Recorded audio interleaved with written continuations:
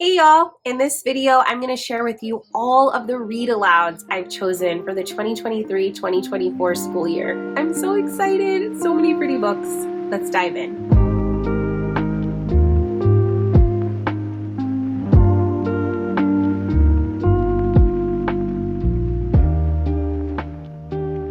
If you're new here, hello, welcome. My name's Kaela. I'm a homeschool graduate turned homeschool mom. We're about to go into our 6th year of homeschooling.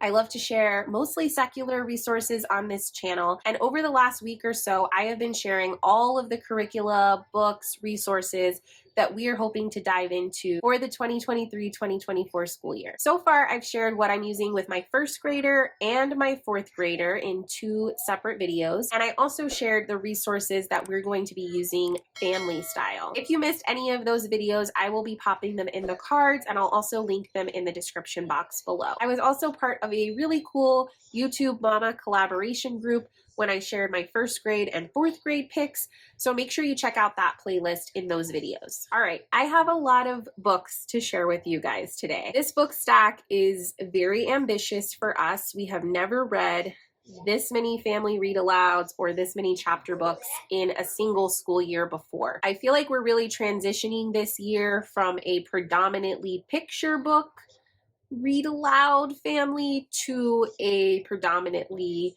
longer novels family read aloud situation. I'm honestly a little bit nervous about how many books there are. I'm really hopeful that we get to all of them. I'm also just trying to keep myself calm. If we don't get to all of them, no big deal. They can carry over into the next school year.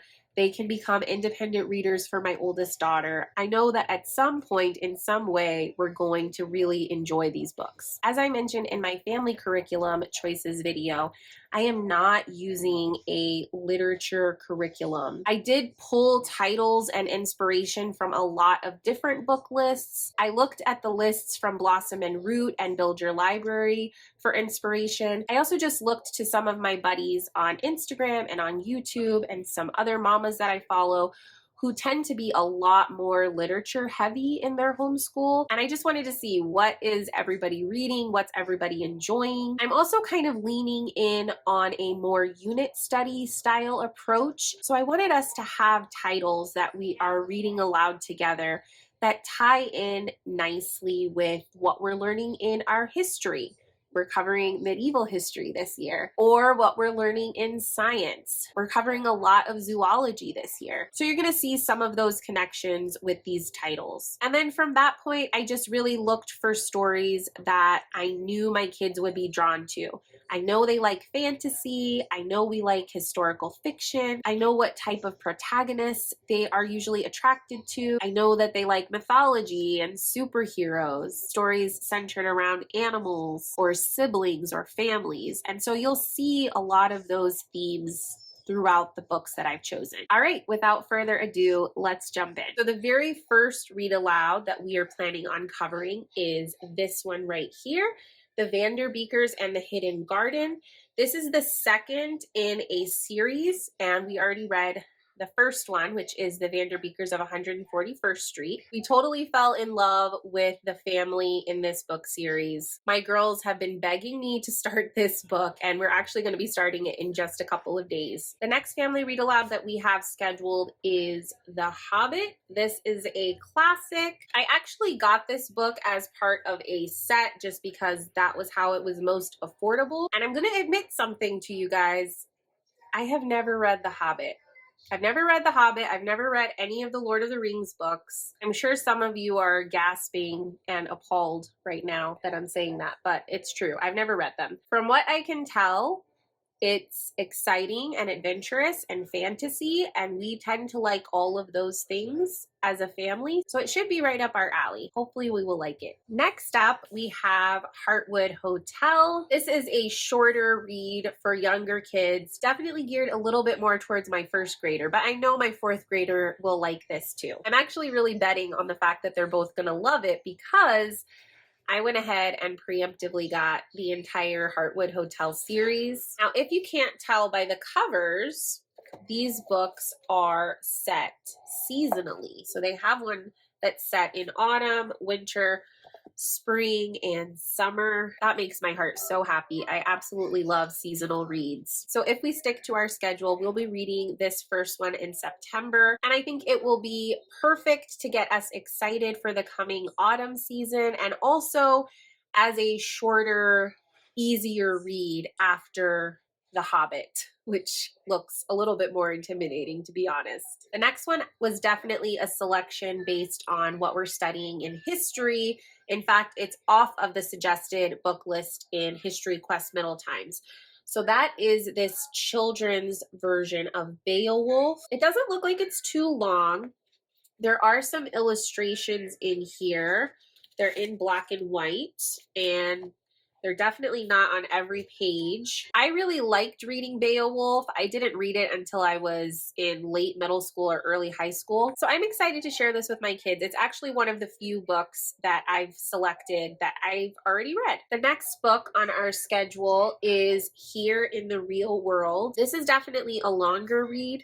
You'll notice that I'm kind of trying to alternate the longer books with the shorter ones, just to give us a nice break between the more dense stories. I have not read this.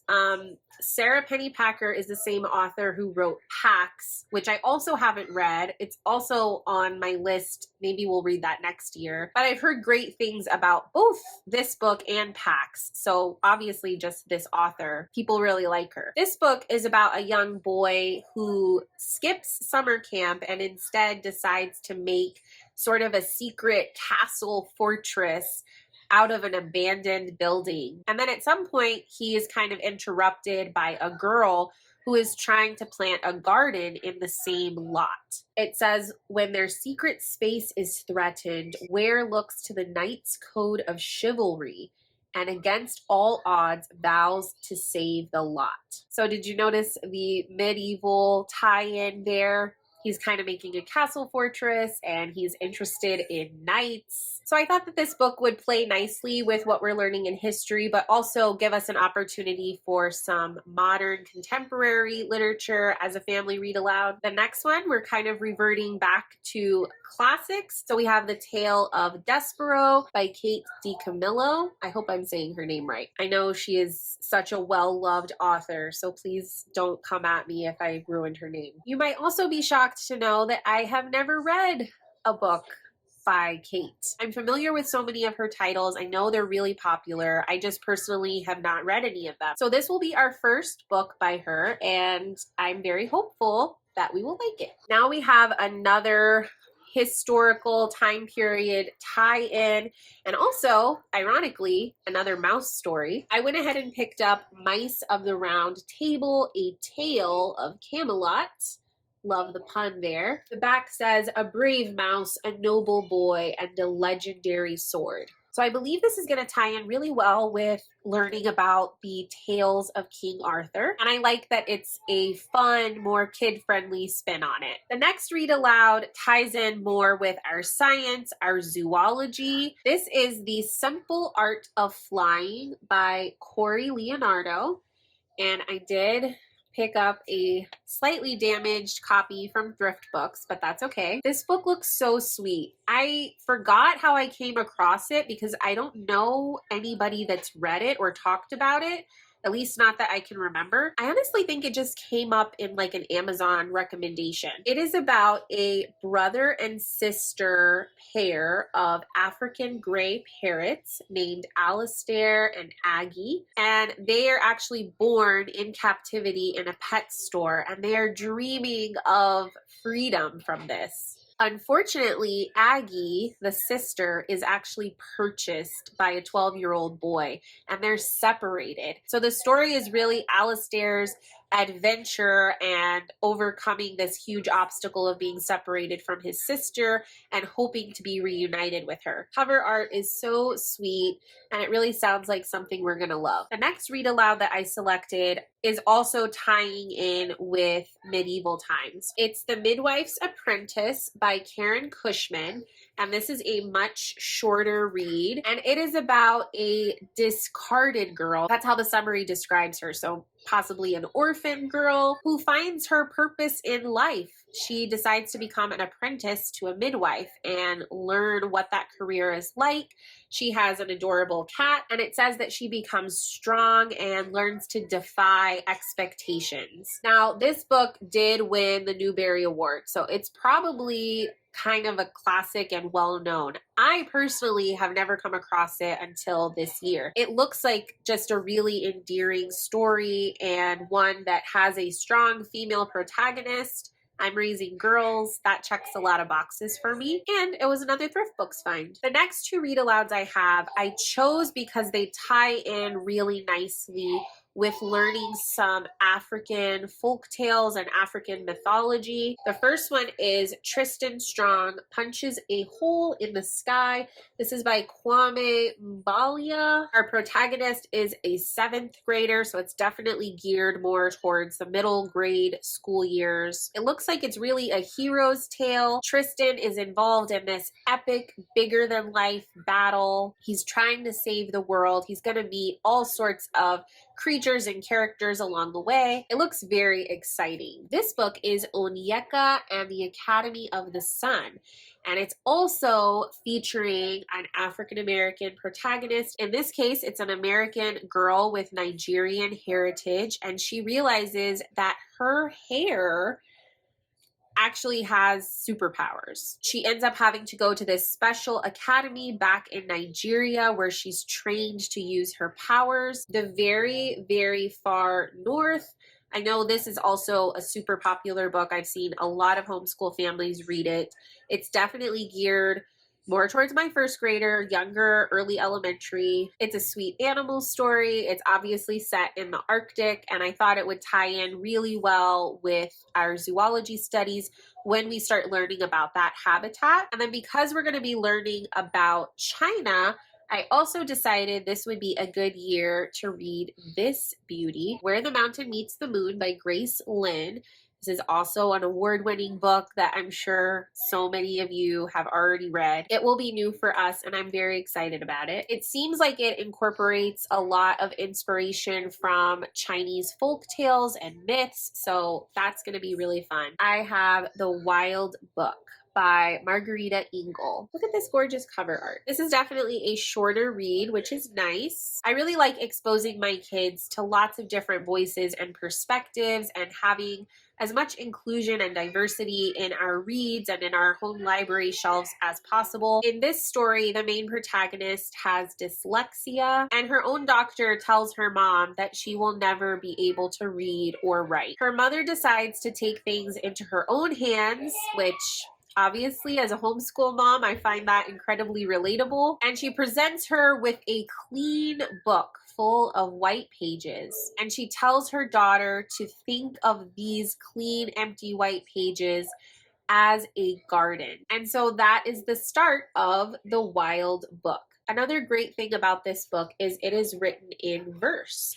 So it's doubling as a novel and poetry. This is very different from anything that we have read as a family or anything that my girls have read on their own. I think it's going to challenge us and start some really great, interesting conversations, and I'm very much looking forward to that. The last read aloud that we have for the school year is going to go really nicely with learning about William Shakespeare and being introduced to some of his plays. We are hoping to read Midsummer's Mayhem, which is sort of a modern twist on, you guessed it, A Midsummer Night's Dream. We know several families that have really loved this book. It's a bit of a longer read. I'm really hopeful that my girls will enjoy it. So those are all of the books that I've picked out. I'm so excited to get to read them all with my kids. Now, because we're not using a curriculum, I did do some upfront work and some research looking into which of these titles, if any, I wanted to turn into full-on literature study unit. It's a lot of books, so I don't want to do a lot of busy work or a lot of intensive literary analysis for each of these. That would just be really overwhelming, really time consuming. But I did want to sprinkle in some more in-depth literature study throughout our school year. There are a few different resources that I am pulling from this year in order to do that. And I do have my cheat sheet here where I kind of wrote everything out.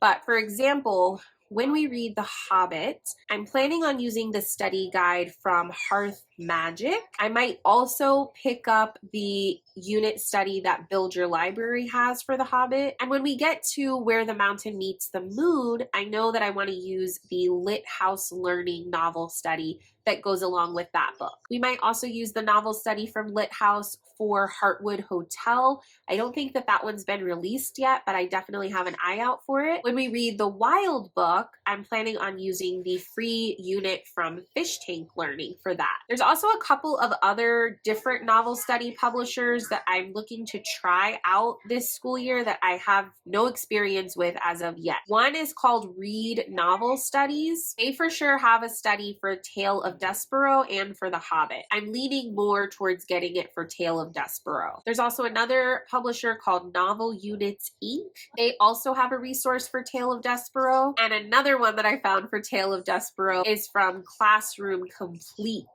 And this one looks colorful and engaging. I have 4 publishers that make something for the Tale of Despero, but none of those publishers make something for any of the other books on my list. So I'm not sure exactly how that's going to play out or which ones I'm going to use. I'll definitely keep you guys updated throughout the year. I'm planning on doing Plan With Me videos for every 6-week term, and then also a recap video after the 6 weeks. So if you're not already subscribed and you're interested in seeing how we read all of these books and what resources, if any, we use to do deeper study with any of these books, make sure you're subscribed and you have notifications turned on. I'd love to hear from you. If you have any other suggestions for resources for any of these titles, be sure and drop them in the comments. I'm definitely flying by the seat of my pants a little bit with our literature this year, but I'm okay with it. I feel good about it. If you found this video to be helpful or entertaining, I would really appreciate you giving it a big thumbs up. I will see you guys in the next one. We are gearing up to actually get started with this school year. I'm done planning, I'm done talking about the planning, and I'm done sharing the plans, and now I have to actually go and do the stuff. So, yeah. Bye for now, everybody.